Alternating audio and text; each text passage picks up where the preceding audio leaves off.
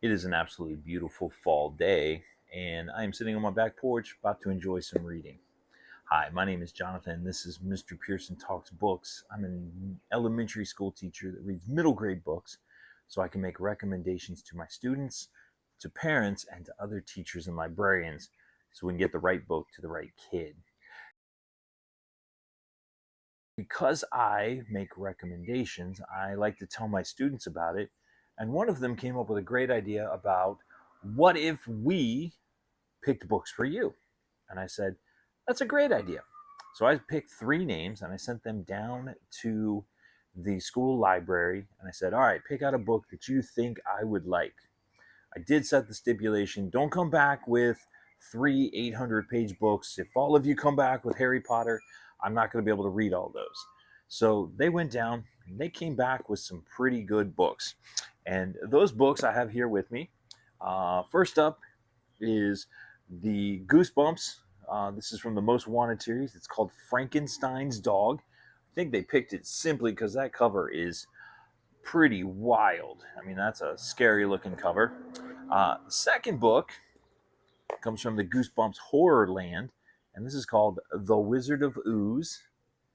And this is about a boy who finds a limited edition comic book, and things go kind of strange for him after that. That's really all I know.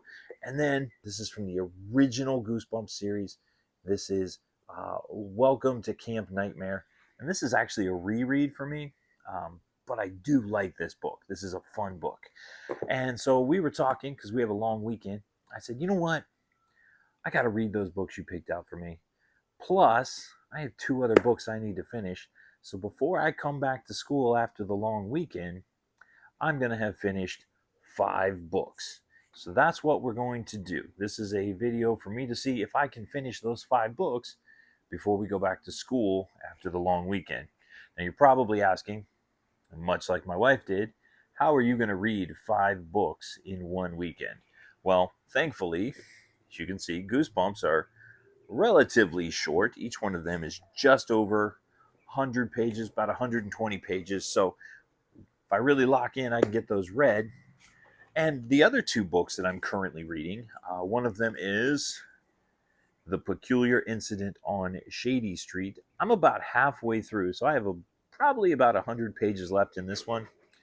And then I'm also reading The Jumbies by Tracey Baptiste. Probably have 20 pages left in this. So when I made the comment to the kids, I can read 5 books this weekend, I was kind of stacking the deck in my favor. So that's what we're going to do. We're going to read the books my kids picked for me. Plus, we're going to finish the other 2 that I'm reading for a total of 5 books in the weekend. So I'm going to do some reading, and I will give you an update in just a little bit on how we're doing. So here's a reading update for how this challenge is going. Yesterday, so this is day 2, but yesterday I read 2 books, finished one, and then completely read the other. And then I made some progress on a 3rd book.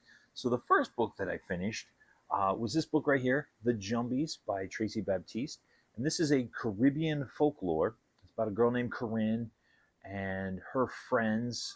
There's 2 boys and a girl named Drew. And they are trying to figure out why this new woman that just mysteriously appeared on their island is interested in Corinne and her dad. And so you find out that who Corinne's mom was before she passed and what role she played in life on the island. This was a really interesting book. It was very, I guess, magical would be a good way to put it. A little bit scary. There's some monsters in here that are terrifying. And most of this has to do with the author, Miss Baptiste. She grew up, I believe, in Trinidad. And so the monsters and different things that she's telling about in this story are based on those. Then part of the My Students Pick My Books challenge, I read Frankenstein's Dog by R.L. Stine. And this particular book is about a girl named Kat who she goes to visit her uncle, who surprisingly his name is Victor Frankenstein. And so she goes over there. She wants to make a video blog of what he's doing in the lab. Things really go wrong. There's all these weird robots. The villagers don't like them. And she meets this boy named Robbie. And one day they're messing around in the lab, and this green goop gets poured all over her uncle Victor's dog, which makes it start to grow. So it had these shades of monster blood. If you've read the book Monster Blood, it kind of referenced that. Overall, this one was pretty good. The ending, as most Goosebumps do, got a little convoluted. But I'm really glad that one of my students picked this one, because I probably never would have grabbed this one myself. But definitely worth checking out if you are interested in Goosebumps, if you like monsters and haunted houses and things like that. Definitely worth reading. I picked up another book, and that was the second one that I'm reading for this challenge, and that is the Goosebumps HorrorLand, The Wizard of Ooze. And so far, this is Marco and his friend are at the HorrorLand amusement park, and they're playing some games, and some weird stuff happens. And then Marco finds a comic book and gets a weird message from the guy who sells it to him saying, "You can pay it me the next time you see me." Then it went off into what said part 2, and that's where I left it. So I'm going to finish that one up today. And then also, I have about 100 pages left in The Peculiar Incident on Shady Street. And this is a ghost story, kind of a haunted house type story that takes place in Chicago. There is a girl in here whose name is Tessa. They moved from Florida to Chicago because her dad is going to be playing with the Chicago Orchestra as the first chair violin. And there is a haunted house. There seems to be a ghost. So she and some friends from school start to investigate. They find out that there was a ghost named Inez, who may or may not be buried in a graveyard across town, but she was originally buried underneath Tessa's house. And so there's some creepy stuff going on. There's some drawings. There is a very creepy marionette that is in this story, who is crying and doing other things. It has a lot of scary story tropes.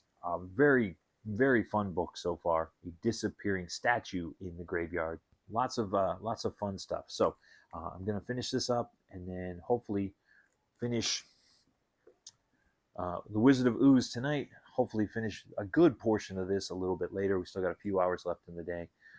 And then read Welcome to Camp Nightmare tomorrow, as finishing up the long weekend. So I'll keep you updated, and we'll see you in just a bit with how I'm doing on my reading. So given the fact that it's a absolutely gorgeous fall day, by a gorgeous fall day, I mean it's cool, it's cloudy, the leaves are starting to change in fall. I'm absolutely loving it. But that's not what you're here for. You're here to hear about day 3 of the reading challenge. Now, if you remember, I set out to read 5 books on this long weekend, and the fact of the matter is, I finished 4 of them. So, if you're keeping track, I finished reading The Jumbies by Tracey Baptiste. I finished the book Frankenstein's Dog by R.L. Stine. Today, I finished reading The Peculiar Incident on Shady Street by Lindsay Currie, which is a haunted house ghost story about a girl named Tessa who moves from Florida to Chicago and discovers that the house that she's moved in may be haunted by a girl named Inez. And so Tessa, as she is adapting to life in Chicago, meets several friends, and together they help to solve the mystery of Inez and why she might be haunting them. I really enjoyed it. It was a fun story. I've only been to Chicago one time, and that was to the city. Had dinner there, but I've never explored the suburbs or anything like that. So it was fun to hear some of the ghost stories and learn some of the history about how certain neighborhoods were built over top of cemeteries. And so those people that were buried there were moved to other locations. So overall, this book was one that I have recommended as a safe but spooky but safe book. And I would say that that's the case in this situation. The ghost is there. There are some creepy moments, but nothing overly scary or anything like that. It's just a good haunted house mystery. I think you might call it cozy if you use those words. And then I finished this book right here from the Goosebumps HorrorLand series, The Wizard of Ooze. And this particular book is about Marco, who finds a very rare Ooze comic book, a comic book starring a character called the Ooze. And he takes it to a comic book convention. And then once certain people, including the Ooze himself, finds out that Marco has it, he begins hunting him down. And then there's also someone named the Fabulous Flame or the Famous Flame. Marco finds out that there are certain things that he can do to try to get his own superhero powers. I'm going to be really honest. This was not one of my favorite Goosebumps books. It wasn't really scary. It was more like a comic book adventure type thing where this boy is being tracked down by the bad guys and he's trying to figure out what he can do to protect himself and his family. As with all Goosebumps, this one had the annoying little brother and had the kind of hokey ending. So again, it wasn't bad for what it was, but like I said, it is not one of my favorites. Probably will not revisit this one. Now, I said that I had tried to read 5 books, and I didn't quite make it. But that's okay, because the last book that I had to read was this one right here, the Welcome to Camp Nightmare from the original Goosebumps series. And this book is actually a reread for me. So I have already read this book. I may have said it once or twice, but I really like this one. It's very much, some of the original Goosebumps had like a Twilight Zone feel, where you get to the end and there's kind of this curveball that's thrown and it makes you rethink everything that you read. And that's exactly what happens in this one. Billy goes off to camp, and while he's there, things start to go really wrong. Kids are getting hurt, kids are going missing, the counselors don't seem to care anything. And then you get to the end and you find out why that is. So this one was really good. I'm sad I didn't have time to reread it, but I do have other things that I'd like to get to. So set that one aside for the time being. But there you go. That is my Students Pick My Books reading challenge, plus trying to finish 2 others. I think they'll understand if I tell them that one of them was a reread and time just ran out. But I will definitely do this again. It's good to see that my students know that I am a Goosebumps fan, and so therefore they should pick Goosebumps books, but kind of hoping the next time around that they pick something other than just the Goosebumps there. In the comments, tell me, what did you think of this challenge? What you think of these books, or what you think of this challenge? And let me know if you've read any of those books and what you thought of them. And again, as always, my name is Jonathan. This is Mr. Pearson Talks Books, and we'll see you next time.